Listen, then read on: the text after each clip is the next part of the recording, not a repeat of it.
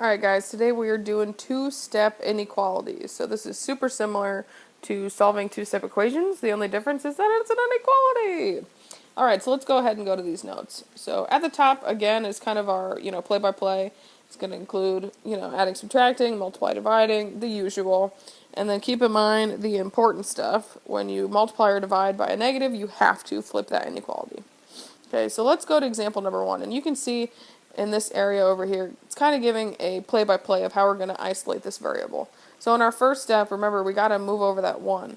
So if I have a plus 1, I need to subtract 1 from each side. So let's do that first. So minus 1, minus 1. So I've got 2x is greater than, and 3 minus 1 gives me 2. So now I've got 2x left over, and this is back to my one step where we divide both sides by 2. So I've got x is greater than 1. And there's my answer. Okay, so let's do that same process for this next one.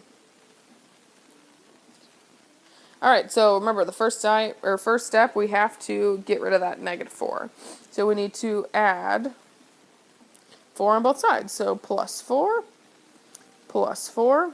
So I'm going to go ahead and bring down that negative 3x. I'm going to bring down my inequality symbol. And then I've got 14 plus 4, which is 18. Alright, so the next thing I'm doing is I need to divide by negative 3 on both sides. Because I still need to get x by itself. I need to isolate that variable. So now these negative 3's cancel out. I have x. I have my inequality sign. But what happens to that inequality sign? Because I definitely just divided by a negative. Do I leave it the same? No, you have to flip it. So flip that inequality. And 18 divided by negative 3 gives me a negative 6. Okay, so there's my answer for this one. Here are my steps on how I found it. So first step, isolate that variable, and then solve. Alright, number 3. We've got a negative 3x plus 2 is less than 35. So remember, I got to isolate my variable. So I got to move over that 2. I do that by subtracting 2 on both sides. So I've got negative 3x. My 2's cancel out. I bring my inequality down. 35 minus 2 gives me a beautiful 33. And the next thing I have to do is get rid of that negative 3 in front of that x. So if it's multiplying, I got to divide by negative 3 on both sides. So I've got x, but guys, I just divided by a negative. So I need to flip that inequality sign. And 33 divided by negative 3 gives me a negative 11. Okay, next thing I'm doing, my number line. So let's go, we've got negative 11. We've got negative 10, negative 9, negative 8, negative 7. We've got negative 12, negative 13, negative 14, negative 15, negative 16, negative 17. Okay, there's my poorly written number line. Okay, so I've got a greater than symbol, and it does not have an equal to, so that means we've got an open circle at negative 11. Okay, well now I plug in 0, so I've got 0 is greater than negative 11, and that is true, so that means I want to include the numbers that are bigger than negative 11, and I'm going towards 0. Okay, so there's my inequality. Let's go on to number 4. Alright, number 4.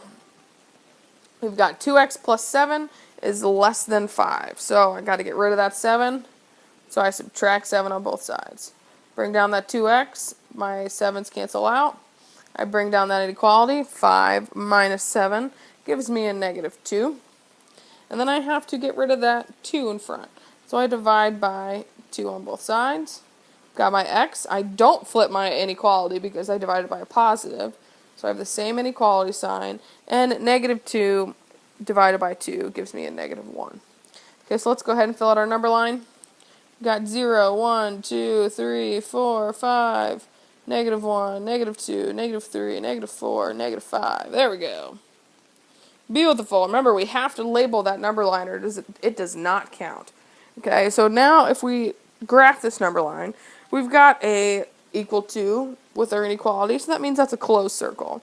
And that closed circle is at -1. Okay, so the next thing we're doing is we're plugging in 0. So 0 is less than or equal to -1. And that's totes not true. So we're going away from 0. We're including the numbers that are smaller than -1, which is -2, -3, -4, and -5. All right, so here's this first page. We kicked some butt. We took some names. Let's go ahead, go to the next one. We got 4 more on here. And remember, if you multiply or divide by a negative, you must flip that inequality. Do not forget. Do not forget. All right, so here we go. We got another play-by-play for these problems. So if we look at this first one, we've got -5x plus 3 is less than 43. So when I solve it, I got to subtract 3 on both sides. That's my first step, so -3 on both sides. So let's go ahead and do that. We'd bring down our -5x. We see our 3's cancel out. We drop down our inequality. 43 minus 3 gives us 40. Okay, next thing I need to do is I need to divide both sides by 5, or -5, excuse me.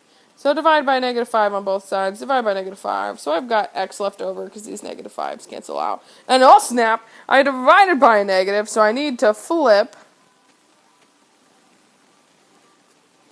my inequality. So I flipped it, and 40 divided by -5 gives me a lovely -8. Alright, beautiful.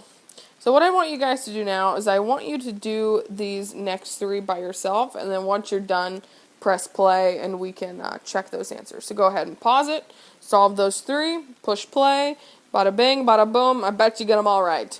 Alright, see you in a bit. Alright guys, here are the 3 problems that you should have done by yourself. So let's just go ahead and talk through them real quick so you can either check your answer, see what you did right, see what you did wrong. Alright, so for number 6, you got to move over that 7 first. And because it's a positive 7 out front, that means you have to subtract it on both sides. 19 minus 7 gives you a 12. Then you got to divide 6 on both sides, so you got a is greater than 2, which you transfer to that number line, which hopefully you guys know how to do by now. If not, you really need to go see one of your teachers because you should. Alright, for number 7, we got to move over that 2 first. So you're going to add 2 on both sides. 8 plus 2 gives me a 10. And I've got a -5y is less than 10. So you got to get rid of that -5 by dividing. And remember, when you divide by a negative, you have to flip it. So that's why flip it, flip it, flip it, flip it, flip it, flip it, please. Okay, so you get a y is greater than -2. And you can go ahead and graph that on the number line.